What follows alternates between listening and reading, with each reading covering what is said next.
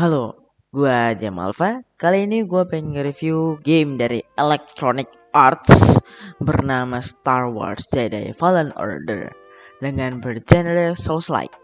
Ya, benar. Game ini sama genrenya dengan game-game dari From Software seperti Dark Souls series, Elden Ring yang barusan menang GOTY tahun kemarin, sama Sekiro Shadows Die Twice ya. Kali ini tumben banget pada tahun 2019 tiba-tiba Respawn Studios alias anak buah studio EA ini buat single player game dengan bergenre Souls-like.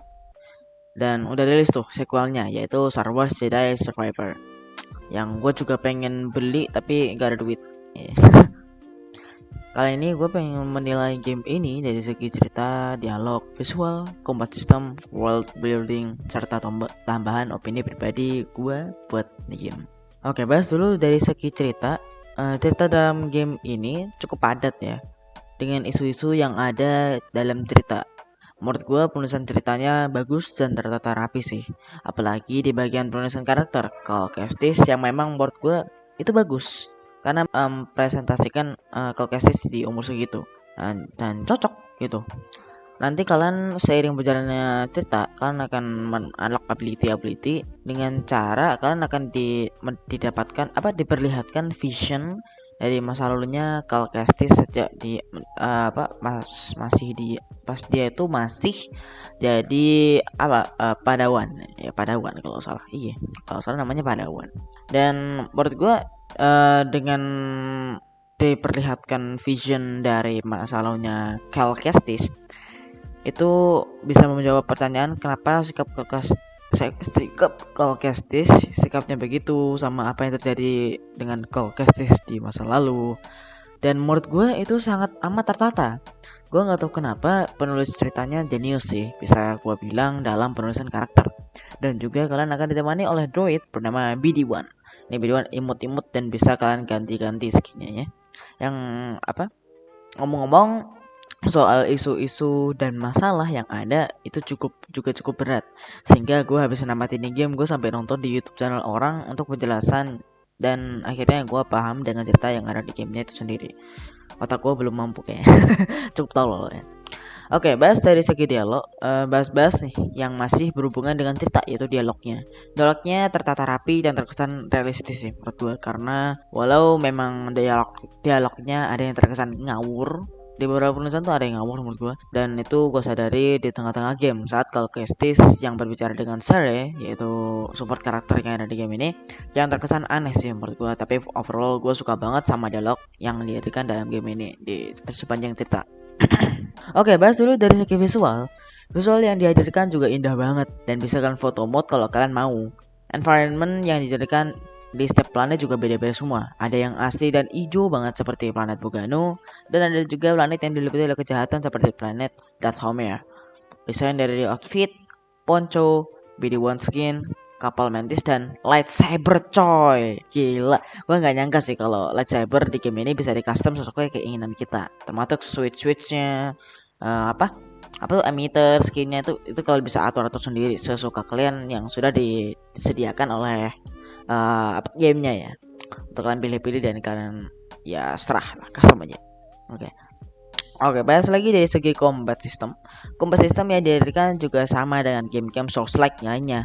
Hanya saja ada makan dari lightsaber yang bisa dimodif jadi dua gini nih. Tuh, gila, bagus kan ya?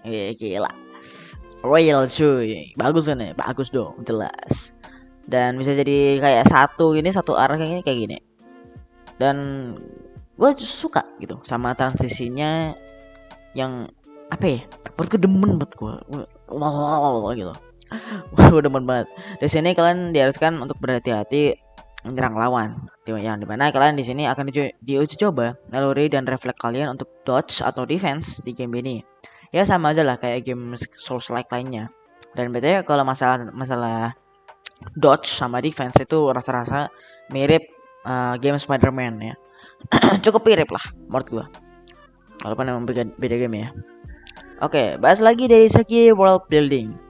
World building yang ada di game ini juga dibangun dengan cukup bagus.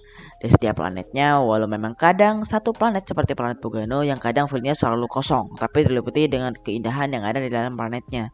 Ya sepertinya open world yang ada di game ini hanya pemanis saja sih. Kayaknya cuman ya sudahlah, mau gimana lagi ya kan. Tapi ya emang gitu sih, setiap planet itu kosong rasanya kalau lu lihat. Oke, ditambahkan sama tambahan opini nih, tambahan opini gua nih ya.